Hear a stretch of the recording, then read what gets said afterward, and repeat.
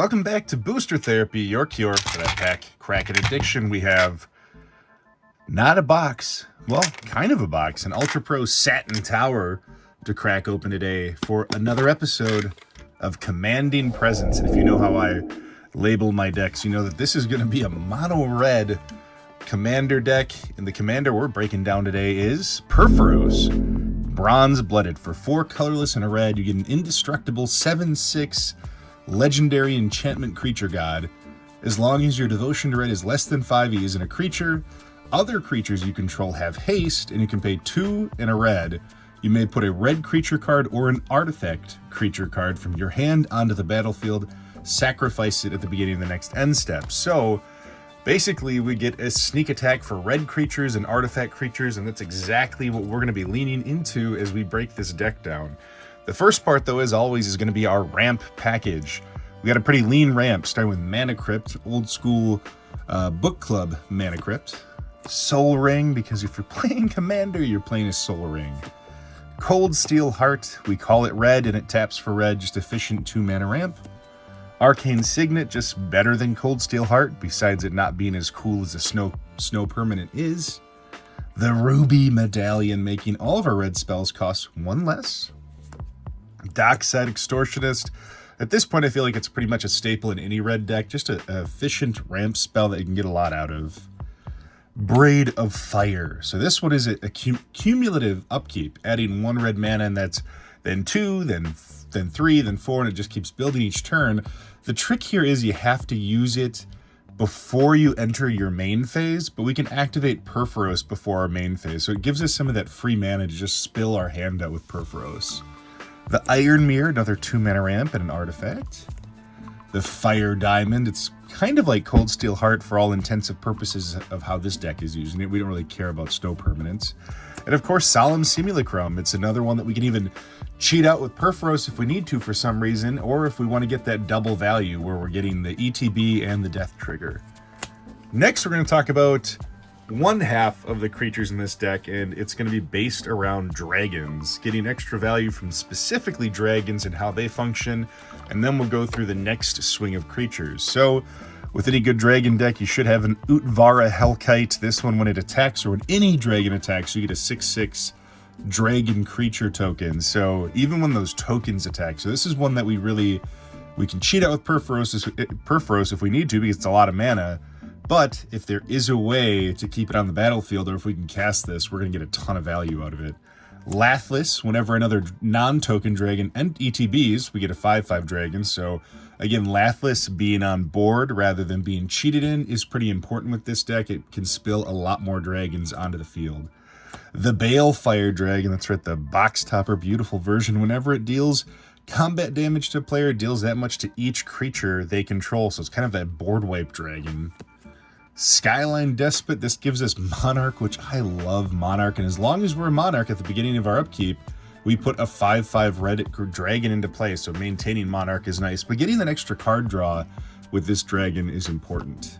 Scourge of the Throne, it has dethrone, so as long as we're attacking the player with the most or tied with the most life, we get 1/1 counters, and whenever it attacks for the first time each turn, if it's attacking the player with the most life or tied for the most, untap and get another combat phase. Multiple combat phases when you're playing cards that are going to get sacrificed at the end of the turn can be that much more valuable. Ryusei, the Falling Star, it's going to die. Often we're going to have a lot of death triggers, so it's just playing off of that, dealing 5 damage to each creature without flying, and hey, we have a lot of dragons. Tyrant's Familiar, as long as you have your commander, Tyrant's Familiar is a 7/7, and when it attacks, it deals 7 damage to a creature, so it just kind of burns things down. And again, often we're going to have Purphoros, and Purphoros is a tough thing to remove. It's indestructible. It's going to stay out there for a long time. Thundermaw Hellkite, this is mainly just because it's my favorite dragon, and if somebody's running the board with a bunch of little Thopters, this can just knock them all down. The Runehorn Hellkite, so 5/5 dragon. More importantly is when we kill this one, we can exile it and do a wheel effect and get some extra value. Dragon Mage, another one to hit us with a wheel effect. Red doesn't get a ton of card advantage, so we got to take what we can get. A couple wheel dragons really helps. Spawn of Thraxus, when it enters the battlefield, deals damage to target creature or player equal to the number of mountains you control. And We're almost exclusively in mountains. The Bogart and Hellkite, a 5/5 flash that can deal 5 divided as we choose, so pinging down different creatures is always nice. In Drakuseth, Maw of Flames, a 7/7 when it attacks, it deals 4 damage to any target and then 3 damage to each of up to 2 other targets. This is one of the most powerful dragons in the game, outside of like Utvara Hellkite. It is a super powered dragon. Next, we're going to talk about just some of the other creatures in this deck and how they help us to win the game. The first one here is going to be Duplicate. So we can cheat this one out, turn it into another creature, or at least the power and toughness, and it's a removal spell. I love cards that work this way, that give us that extra utility. Duplicate is definitely one of them. The Metalwork Colossus. This is mainly because it's a 10/10 that we can put out for 3 and swing away with.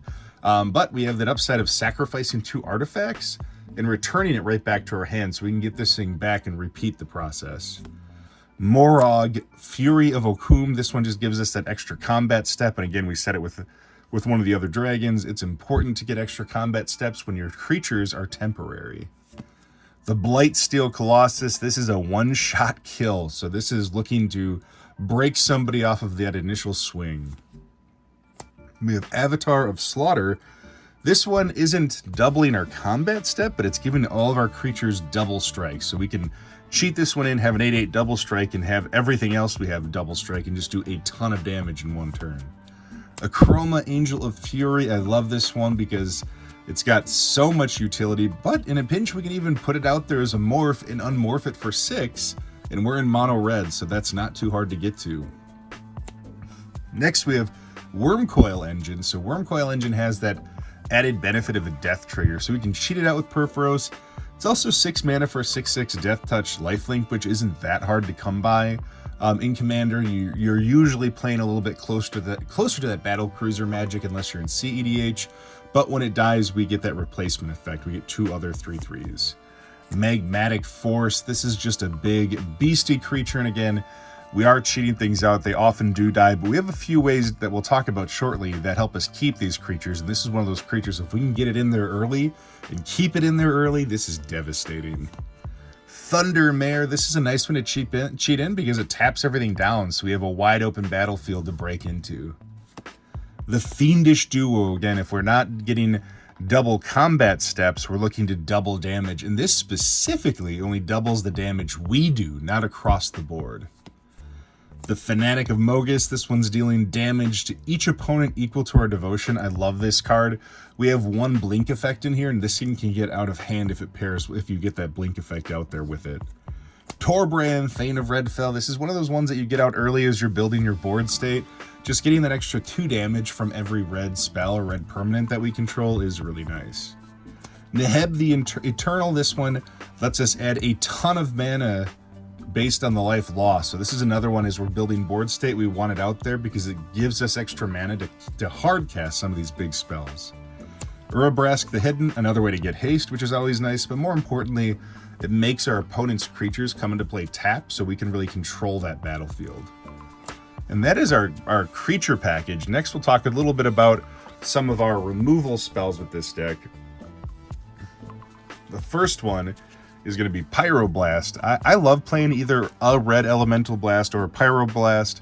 When you're playing multiplayer, it's almost every time that somebody has blue. This protects our mission, avoids things to getting countered by us, and in a pinch, if there's something devastating on the board that's blue, we can just straight up destroy it. War's Toll, not strictly removal, but it's controlling the wave of battle. So making our opponents to tap down, making their creatures to all attack at once, it really either slows them down, really controls that pace, or it stops them from getting to be as controlling of us, which is a big goal here. Nevinril's Disc, it's just a great removal spell. Comes into play tapped, and then the next turn you can tap it down and destroy everything. Wild Ricochet, just getting to basically counter a spell in red and make someone else get hit by it. So somebody tries to hit you with an Assassin's Trophy on one of your dragons, you ricochet and kill one of their creatures and have fun with it.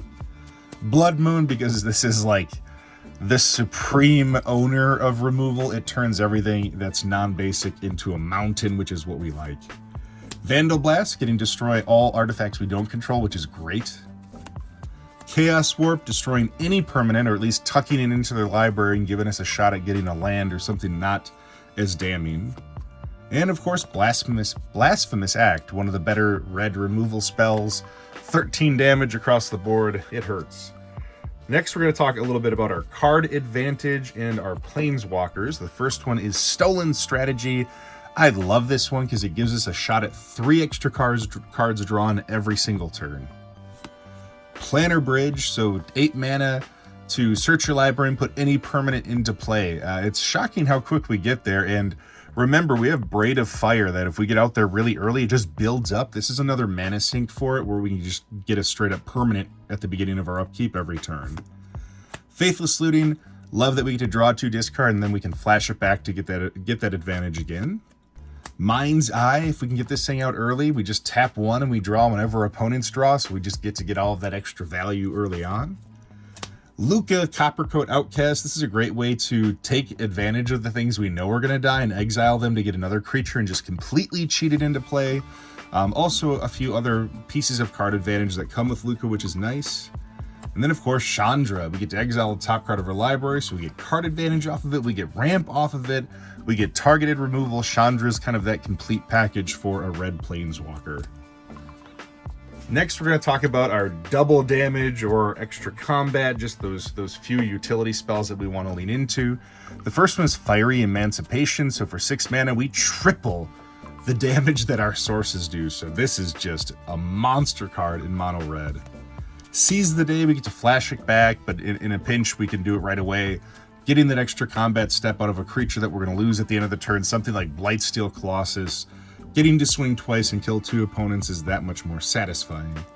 Relentless Assault, getting to do it across the wave of battle. Everything untaps, we get another combat step. And then the last few things are just some of our additional utility pieces, things that protect what we're doing or give us extra value in the day on what we're doing, double down on the mechanics, things of that nature. So the first one is Lightning Greaves, getting to give anything haste, but more importantly, shrouding any of our creatures so no one can target them. Lithoform Engine, this thing is just a powerhouse. So we can copy our activated abilities or triggered abilities for that matter. We can copy an instant or sorcery, or if we've got the mana, we can just copy a permanent spell and get a copy of it. It's just great. Ilharg, the Raised Boar, just doubles down on Purphoros' mechanic, except it goes back to our hand rather than just dying at the end of the turn. So just a great way to double down on that mechanic of cheating things out in play. Felden of the Third Path, this thing's great because it takes it from our graveyard. We know they're dying. This way we can get it back from the graveyard and not exile it, so we can just keep doing it again with any of our artifacts or creatures.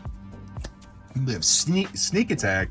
Sneak Attack is a pure double down on Purphoros, except we're not restricted to any kind of creature type. So it can be any creature, although all of our creatures are either artifact or red. Mimic Vat, so this way when they die, we can actually exile it, or at least hold it with Mimic Vat and just make tokens each turn and just bang in with them. Sundial of the Infinite. This thing, after we've made our combat step, instead of moving to our end step to sacrifice, we can just tap 1 and tap Sundial of the Infinite, end our turn, and we'll keep it on the battlefield. We'll never have to lose it. So this keeps those cheated in creatures in for the long run. And the last one is Conjurer's Closet. So one, we get extra value on things like Fanatic of Mogus and things that have that ETB. But more importantly, if you Conjurer's Closet any of the creatures you cheat in a turn, you'll keep it long term. So it's also like Sundial of the Infinite, that it helps you avoid that final step of having to sacrifice it. And that is Purphoros Bronze Blooded. We'll do a quick scan of the lands. Shatterskull Smashing is a land in my mind. Nykthos, just kind of that basic mana pool. Most of it is red. So Purphoros Bronze Blooded, a ton of fun. It moves a lot faster than you'd imagine. The dragons can get absolutely out of hand if people let you get away with it. And that is Commanding Presence. That is our episode for today. I hope you all have a great day and a wonderful rest of your week.